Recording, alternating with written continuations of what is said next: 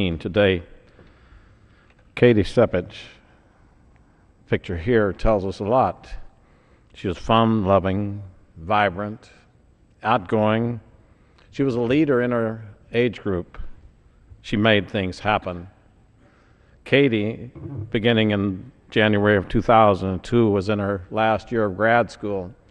During that year, in one of the last conversations with her daughter, J.N. Seppage, her mom, asked her daughter the same question that many of us receive from our parents. What are you going to do when you graduate with your master's degree in business? The reply was the same one that many of us have given. I'm not sure, but I want to change the world.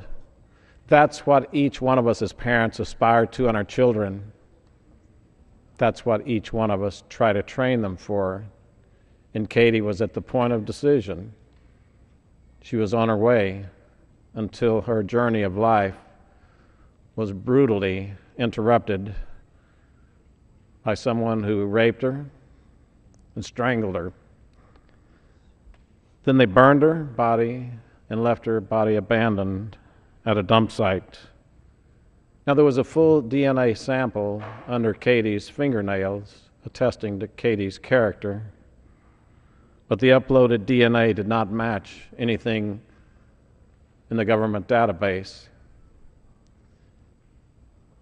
Gabriel Avila, meanwhile, was arrested 6 weeks after the murder. But because New Mexico or the federal government had no laws, no DNA sample was taken, and so no match was made.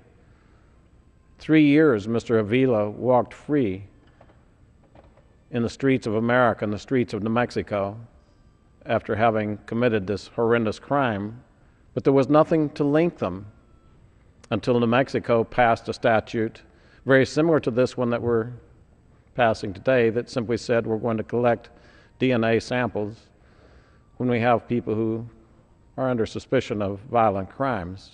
It's no different than my fingerprints are available to anyone who wants to look. They were taken by the U.S. government when I entered into the United States Air Force. So I understand the constitutional concerns, but also I understand the pain of families who have no answers. After New Mexico passed this law, Mr. Avila committed another violent crime, and this time, by New Mexico law, they had to take his DNA sample, and immediately they matched that now 3-year-old crime that took Katie's life. All this bill does is simply help provide funds to states to take these DNA samples. The U.S. government will put them in the database and compare them. They're the 21st century version of fingerprints.